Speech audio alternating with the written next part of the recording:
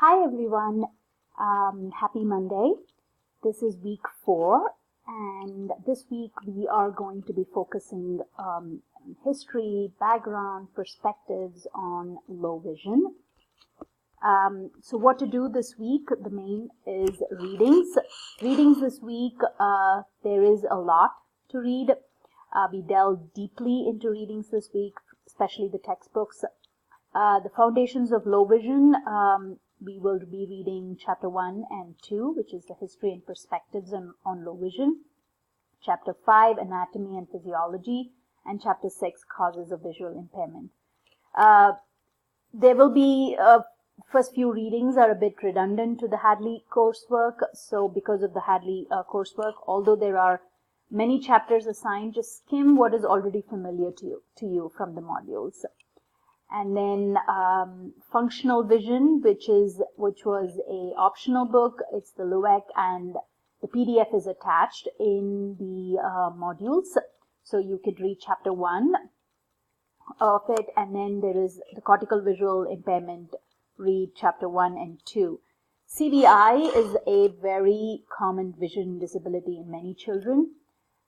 This you will notice in the percentage of students with CVI in your caseload. So once you start working. So it's very important you start understanding this condition really well. And we will be talking about CVI throughout our other courses as well. So read CVI, the book by Dr. Christine Roman, Chapter 1 and 2. And then the next thing is the complete Hadley lessons, 7 and 8. Remember the due is, I think, next week, 9 and 10. You have to be completing all the quizzes. No extensions will be granted. And then the other thing is you will have to contact your partner. You should have known your partner by now for the research project on the eye condition. And you can just contact your partner, begin with the outline, think of how would you write about the eye condition that you chose in simple terms, especially you want to explain to a general education teacher. Use tools such as Google Docs to collaborate with your partner. And the last thing is posting to the discussion board. As usual, your initial post by Wednesday and response by another post by Sunday. So I just wanted to give a quick overview on history and perspectives on low vision.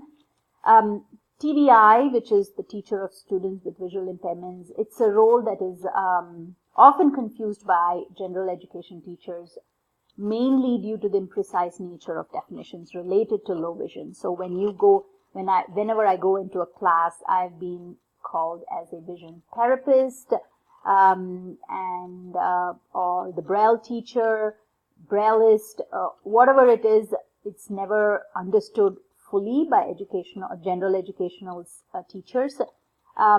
We will go into vision therapy a little more in this course in the next few modules. So you will see that kind of in the history on low vision, you will see that this role is often confused. It's kind of, over the years, it's just becoming more and more confusing for the general education teachers. And the one thing that kind of remains throughout the years, if you see the teams that really work, are teams where collaboration has worked extremely well. So in the 6 years I've worked as a TVI, I've noticed that when I'm able to collaborate with all the team members, so some of my students have close to 10 people in the multidisciplinary team, including family, and if you collaborate with them, things gets done. So you should have highly collaborative skills, and you will see that in the history as well. So the teams that has worked has met the students' needs. And then technology has changed a lot of access issues for children and adults with low vision. Technology has gone at a great pace from 1950s, 1970s to now. So you will see that has created a huge impact on children with low vision, especially since the iPad a kid who couldn't access, like I can give you an example where a simple iPad can be used for a student with low vision to access an assembly, a classroom assembly. You can just use the camera button and you will see smiles on the kid's face when she or he is able to see what is going on in the assembly. So these access issues has improved over the years, and it is very interesting to see the timeline changes of educational services between 1950s and 1990s in your Foundations of Low Vision chapter 2 text. So read that. And so cortical visual impairment, this is a topic that you will come across in almost all the courses that you will be doing. In this discipline, it's a very common disability, and Dr. Christine Roman-Lanzi has done a lot of work in relation to CVI. It's a very controversial topic to some extent, but and we had the good fortune of having her in one of our state conferences 3-4 years ago when she explained her book, and it was wonderful to have her talk about CVI. And one of the main questions most of the teens, that is general education teachers or whoever, they ask, what do students with CVI see? I mean, when I started in my first year, I did not know that. I did not know the answer. And each kid is different. So they have faces. CVI has like 3 faces. But overall, the myth is vision for students with CVI varies. And I believed in that in my first year of being a TVI.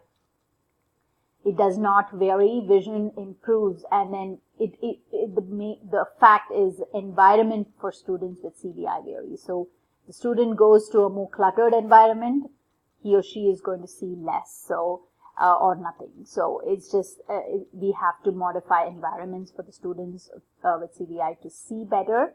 And vision improves with age. No, that is a myth. Vision improves with intervention. The more you're going to make sure the student uses their vision, the better the CVI student is able to use their vision for functional purposes. So you will learn all this. So these 2 chapters is just introductory chapters 1 and 2. And the other thing about CVI, as I said before, it's a very controversial topic. So so even the eye doctors, the ophthalmologists that I have met before, have very different views on CVI, and some agree to put a diagnosis of CVI, some don't understand what's going on, so they do the regular eye checkup with these kids. So it's a very difficult topic, and you will hear about CVI all throughout your years.